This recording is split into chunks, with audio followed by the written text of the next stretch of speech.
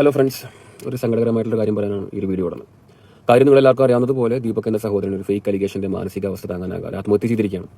കുറച്ച് നാളുകൾക്ക് മുന്നേ ബിഗ് ബോസിനകത്ത് ഇതേപോലെ ഒരു ആരോപണം എനിക്ക് നേരിടേണ്ടി വന്നിട്ടുണ്ട്. അന്ന് ചുറ്റുമുള്ള അത്രയും ക്യാമറയുടെ മുമ്പിൽ എന്റെ നിരപരാധിത്വമുണ്ടെന്ന് ഉറപ്പുണ്ടായിട്ട് പോലും അങ്ങനെ ഒരു ഫേക്ക് അലിഗേഷൻ കൊണ്ടുവരാൻ പാകത്തിൽ എങ്ങനെയാണ് ഒരു സ്ത്രീ ശക്തിപ്പെടുന്നത് എന്ന് ഞാൻ ഒരുപാട് ചിന്തിച്ചിട്ടുള്ള ഒരു കാര്യമാണ്. അന്ന് അത് നേരിട്ട് കണ്ടിട്ട് പോലും തിരിച്ച് പ്രതികരിക്കാതിരുന്ന ആൾക്കാരുണ്ടായിട്ടുണ്ട് അവിടെ. നെവിൻ ഒഴികെ. നെവിൻ മാത്രമാണ് എനിക്ക് വേണ്ടി സംസാരിച്ചത്. Akbar big boss season 7 contestant top 5 ആയിരുന്ന അക്ബറാണ് ഇപ്പോൾ ഈ ഒരു വീഡിയോയുമായിട്ട് രംഗത്ത് വന്നതെന്ന് പറയുന്നത്.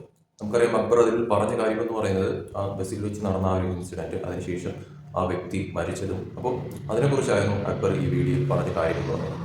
അത് പറഞ്ഞ കൂട്ടത്തിൽ അക്ബർ ഒരു കാര്യം കൂടി അതിൽ കൂട്ടിച്ചേർത്തിട്ടുണ്ടായിരുന്നു.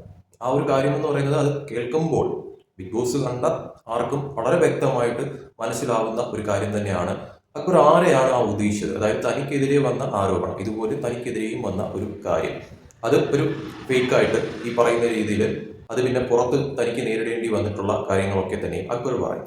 അത് അക്ബർ ഉദ്ദേശിച്ച വ്യക്തി അനുമോള് തന്നെയാണ് എന്നുള്ളത് ഏത് കൊച്ചുകുട്ടിക്ക് പോലും അറിയാൻ പറ്റും. കാരണം അന്ന് അവിടെ ഉണ്ടായ ആ ഒരു ഇഷ്യൂ, അത് ജാക്കി എന്നുള്ള തരത്തിൽ ബസ്സിൽ ഇതുപോലെ ജാക്കി വയ്ക്കുക എന്നുള്ള ആ ഒരു തരത്തിൽ അത് അക്ബർ പുറത്തു പിന്നെ ഈ പറയുന്ന രീതിയിൽ ട്രോളുകൾ നേരിടുന്ന തരത്തിലോട്ട് കാര്യങ്ങൾ മാറുകയും, കാരണം നമുക്കറിയാം അതൊരു ഷോയാണ്.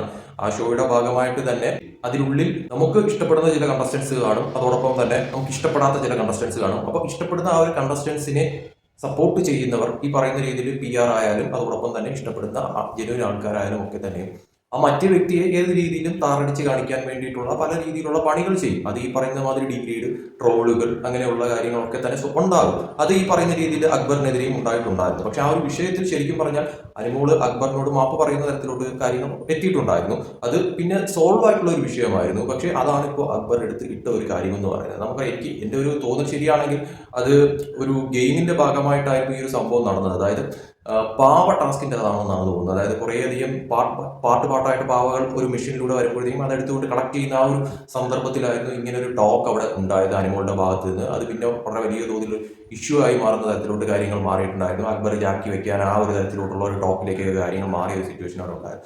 അതാണ് അക്ബർ ഇപ്പോൾ ഈ ഒരു വിഷയത്തിൽ എടുത്തിട്ട കാര്യം എന്ന് പറയുന്നത്. അതായത് അന്ന് തനിക്കെതിരെയും ഈ പറയുന്ന രീതിയിൽ ആരോപണം ഉണ്ടായിട്ടുണ്ടായിരുന്നു ഇതുപോലെ. അത് പിന്നെ തനിക്ക് പുറത്ത് നേരിടേണ്ടി വന്ന കാര്യങ്ങൾ, അത് ആ ഒരു വിഷയമാണ് അക്ബർ ഇവിടെ പറഞ്ഞ കാര്യം എന്ന് പറയുന്നത്. ഞാൻ ആ വീഡിയോ പൂർണ്ണമായിട്ടൊന്ന് കേൾപ്പിക്കാം.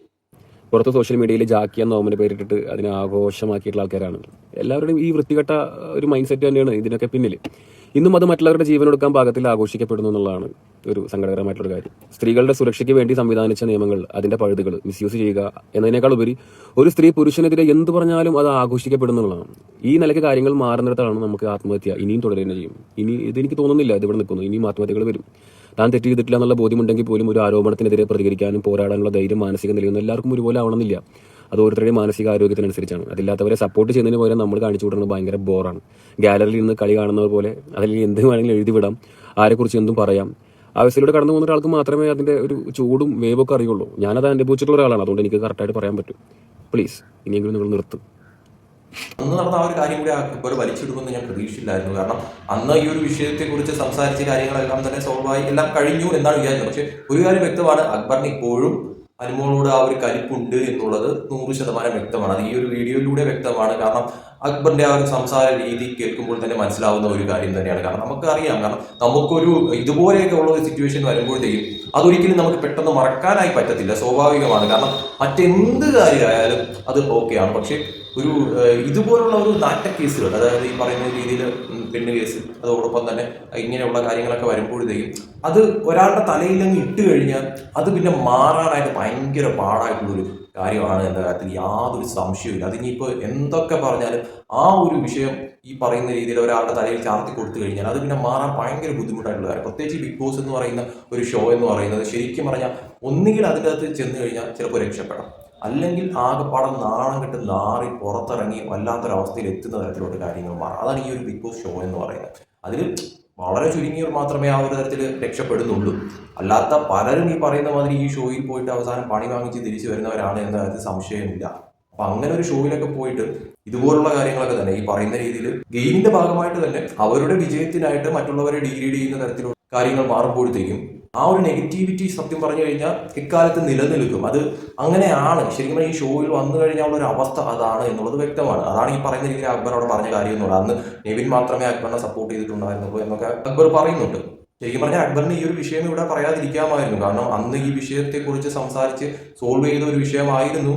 എങ്കിൽ പോലും അക്ബർ ഈ ഒരു വിഷയം എടുത്തിവിടെ ഇട്ടിട്ടുണ്ടെങ്കിൽ അക്ബറിന് ഇപ്പോഴും അനുമോളോട് ആ ഒരു കലിപ്പുള്ളത് കൊണ്ട് തന്നെ ആയിരിക്കണം എന്ന കാര്യത്തിൽ ഒരു സംശയവുമില്ല. കാരണം അക്ബറിന്റെ കമന്റ് ബോക്സ് തുറന്ന് നോക്കുമ്പോൾ, ഈ ഒരു വീഡിയോയ്ക്ക് താഴെ വന്ന കമന്റുകൾ തുറന്ന് നോക്കുമ്പോഴത്തേക്കായാലും കുറേയധികം പേര് അക്ബർ പറഞ്ഞത് ശരിയാണ്, അതാണ് ഇതാണ്, അക്ബറിനെ സപ്പോർട്ട് ചെയ്തുകൊണ്ട് കുറേയധികം കമന്റുകൾ അതിൻ്റെ അകത്ത് കിടപ്പുണ്ട്.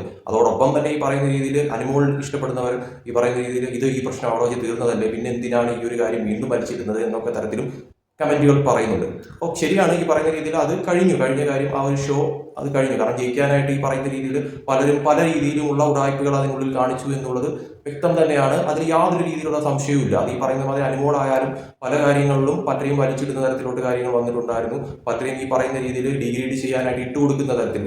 കാരണം പുറത്ത് ഈ പറയുന്ന മാതിരി PR ടീമിനായാലും ഒക്കെ തന്നെ അവരുടെ പണി കൃത്യമായിട്ട് ചെയ്യുന്ന തരത്തിൽ ഈ പറയുന്ന രീതിയിൽ അനുമോൾക്ക് എഗെയിൻസ്റ്റ് ആകുന്നവരെയൊക്കെ തന്നെ വലിച്ചു കീറുന്ന തരത്തിലോട്ടുള്ള കാര്യങ്ങളൊക്കെ തന്നെ പുറത്ത് ചെയ്യുന്നുണ്ടായിരുന്നു. It's A part of game. അത് ആ ഒരു തരത്തിൽ തന്നെയാണ് കാണേണ്ടതെന്ന് കാര്യം സംശയമില്ല. കാരണം ഗെയിം കഴിയുമ്പോഴത്തേക്കും ആ ഒരു വിഷയം അവിടെ തീരും. പക്ഷെ ചില കാര്യങ്ങളുണ്ട്. അതായത് ഈ പറയുന്നത് നമ്മളൊരു പരിധി വിട്ടാണ് ഓരോരുത്തരെ നമ്മൾ ടാർഗറ്റ് ചെയ്യുന്നതെങ്കിൽ അത് ഈ പറയുന്ന രീതിയിൽ അവരെ ലൈഫിനെ ബാധിക്കുന്ന തരത്തിലോട്ട് കാര്യങ്ങൾ മാറും എന്നുള്ളത് വ്യക്തമാണ്. ചില ഘട്ടങ്ങളിൽ അനുമോളിന്റെ ചില പ്രവൃത്തികളൊക്കെ തന്നെ ആ ഒരു ലെവലിൽ വിട്ടു പോകുന്ന തരത്തിലോട്ട് കാര്യങ്ങൾ മാറിയിട്ടുണ്ടായിരുന്നു എന്നുള്ളത് ആ ഷോ ഉടനീളം കാണുമ്പോഴത്തേക്ക് മനസ്സിലാവുന്ന ഒരു കാര്യം തന്നെയാണ്. അത് ഈ അക്ബറിന്റെ ഇഷ്യൂസ് മാത്രമല്ല, വേറെ പല കാര്യങ്ങളിലും അനുമോൾ കുറച്ചൊന്ന് ഓവറായിട്ട് പലർക്കും പണി കിട്ടുന്ന രീതിയിലോട്ടുള്ള കാര്യങ്ങളൊക്കെ തന്നെ അതിൻ്റെ അകത്ത് ഉണ്ടായിട്ടുണ്ടായിരുന്നു.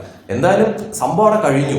ഇപ്പോൾ ഈ അക്ബറിന്റെ വീഡിയോ ആയാലും ഞാനിപ്പോൾ അക്ബർ ചെയ്തത് ശരിയാണെന്നോ അല്ലെങ്കിൽ അക്ബർ ചെയ്തത് തെറ്റാണെന്നോ അനുമോളുടെ ഭാഗത്താണ് ശരിയെന്നോ അനുമോൾ ചെയ്തത് തെറ്റാണെന്നോ ഒന്നുമല്ല പറയുന്നത്. ആ ഒരു ഷോ കഴിഞ്ഞു. നിങ്ങൾ തമ്മിൽ അത് അവിടെ വെച്ച് തന്നെ ഈ പ്രശ്നങ്ങളും കാര്യങ്ങളും എല്ലാം പറഞ്ഞ് തീർത്ത് അവസാനിപ്പിച്ച് പുറത്തിറങ്ങിയ ഒരു കാര്യം തന്നെയാണ്.